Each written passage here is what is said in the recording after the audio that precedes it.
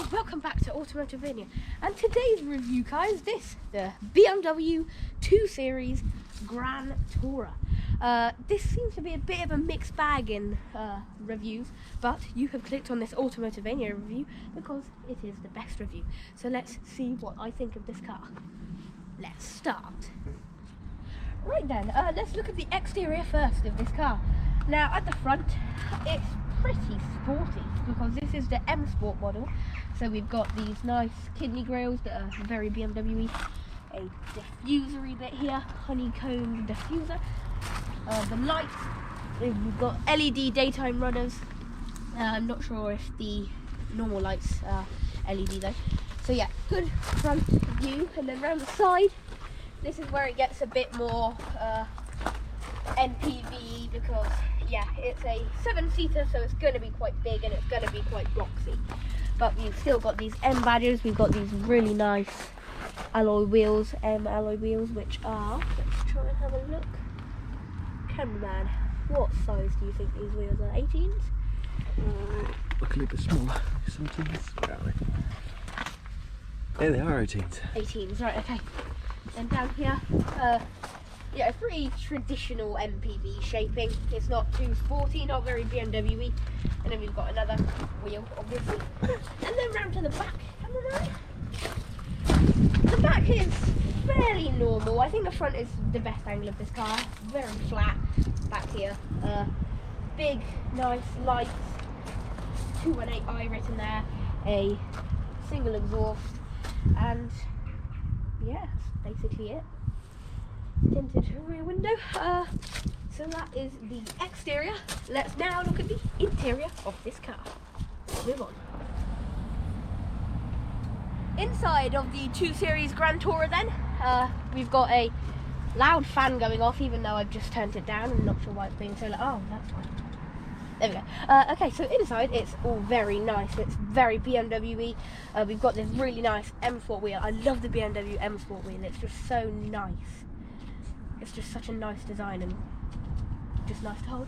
Then got this indicator stalk, which is the poppy-uppy one. Not too keen on that indicator style. Popping up on your screen right now will be a link to why I don't like that indicator. We've then got a really nice layout of the iDrive system with all your different profile options. Cameraman, if you could show that. And then the layout here is a bit like the BMW 3 Series, which I've done a review of. Again, pop-out banner popping up. And loads of cubby spaces, more on that in the cubby hold account. The seats, these are the M Sport seats, so we've got some supportive bolsters, extendy outy bits, and speakers. It's all very nice in the front. Let's hop into the back then. In the back, it's fairly spacious, more on space than the practicality part. It's a bit dark and dingy back here.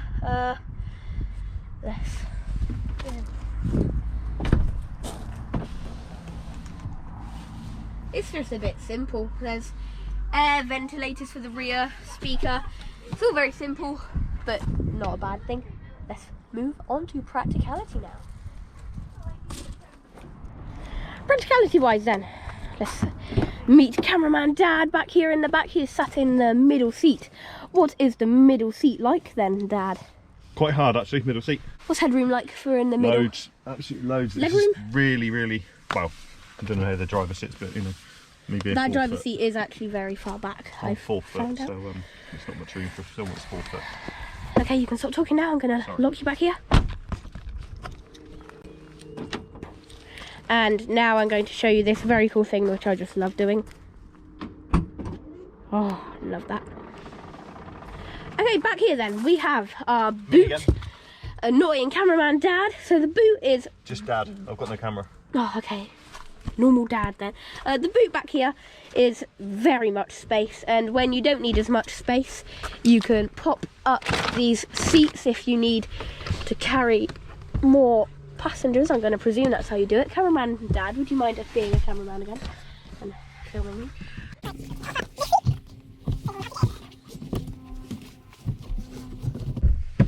Sometime later.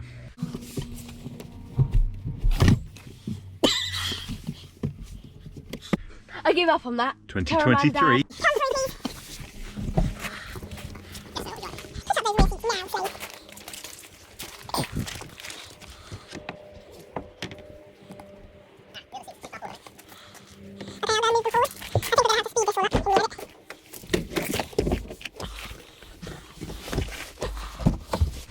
Okay, this is too much hassle to sit in the rear seats. This is downgrading the practicality now of this car.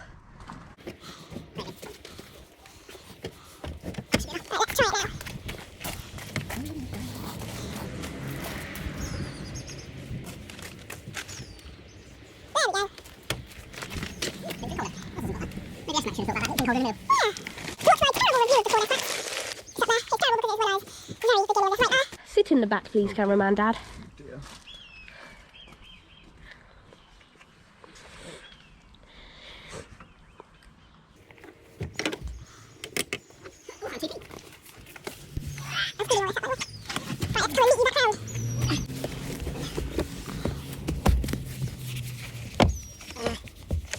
There's a little button somewhere. There we go. So, I'm in. This is not for any Right, okay. adult. So then, what is it like back there, cameraman dad? Sardine. Tin of tuna. Okay, that's completely unusable. Unless you want to do child cruelty back there. Adult cruelty. Don't use those really seats. Honestly, is there any point in this car? You might as well just get the Gran Tourer. Right, Active Tourer, sorry. Let's shut the boot. Oh. And move on to the cubby holder count. We've got back here 1, 2, 3. I think this is going to be a very good cubby holder count. 4, 5, 6. We can even do cubby holder count in the boot today. Right, let's lift this forward, please, Father. What are we on? 6? Yep. 6, right, okay. Push it forward a little bit. There we go.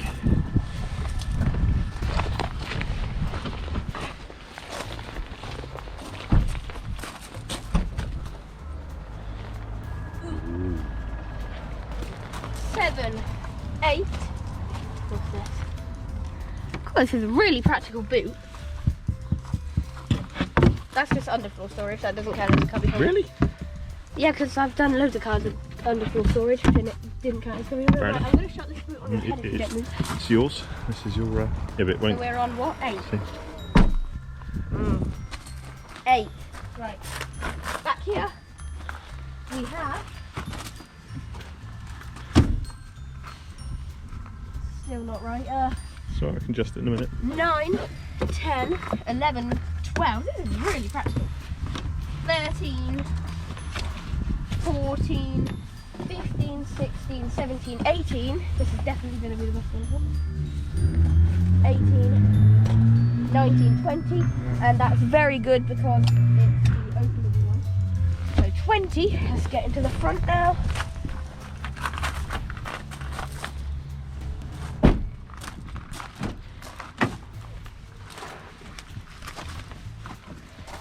21, 22, 23, 24, 25, let's say 26, no, 25, 26, 27, 28, 29, and then 30, 31, 32, 33, and that is it. That is definitely the best cubby holder count we've ever had. 33, the BMW 218 Gran Tourer to set an Automotivania world record. Let's move on. Sorry for the delay, cameraman Dad's currently taking videos of red kites. Are you ready to move on yet, Dad? Nah, it's much more important. Okay, well, moving on then, let's look at the technology. So tech-wise, the M Sport model like this gets collision control, M suspension, DAB, BMW SOS emergency call thingy-majiggies, cruise control, parking sensors, auto dimming mirror, LED fog lights, and the list just goes on. Ultimately, it's really got all you will ever need. So don't need to worry about it not having enough, because it definitely will have enough technology. So let's now move on to the verdict. Can I put the list down because it's hurting my arm? Yeah. I'm gonna have to just make loads more work. So then, what is it like to drive the BMW 218i Gran Tourer? This is it's a nice car, very nippy. It's easy if you look at fuel consumption. It can be surprisingly quite heavy on fuel if you drive with spirit. But it's generally a nice car. It's got nice size. So we're a family of 4, and it's good, and we've taken it on journeys and trips and things like that with luggage. So yeah, it's quite capable. It's very good. How nippy is the engine? How quick is it? Yeah, it's quite quick. It's got different modes, so you can select eco or sport mode, and the sport mode certainly makes a difference with acceleration. Just the way it handles as well. I think it's got something changes. It makes it slightly stiffer. Yeah, so that would be the suspension. It firms up the suspension a bit more. The gear changes are more responsive. When you're not in sport mode, or when you're in sport mode, either way, what's the gearbox like? Gear changes? Yeah, they're all pretty smooth. Quick changes? Yeah, I think so. Yeah. Okay. Yeah. That is a dual clutch. Okay, well, that's the overall driving experience. Let's go to bit. So on long distances, the BMW 218i Gran Tourer is pretty good.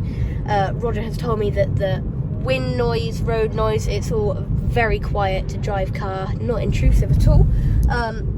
He went on a journey with his family to Nottingham, and it is all very good. So long distance, short distance, the car is good to drive, but economy isn't the best.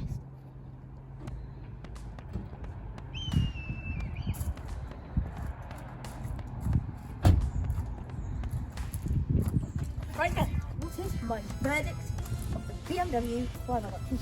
BMW 218i Active Tourer M Sport DCT 7. Why do I have to do so long name first? Anyway, it looks decent. The interior is decent. Nice materials, nice quality, nice entertainment. So I'd say actually maybe a bit more than decent. Practicality is, yeah, it's good. For the second row of seats, that's good. But for the third row, it's really not great.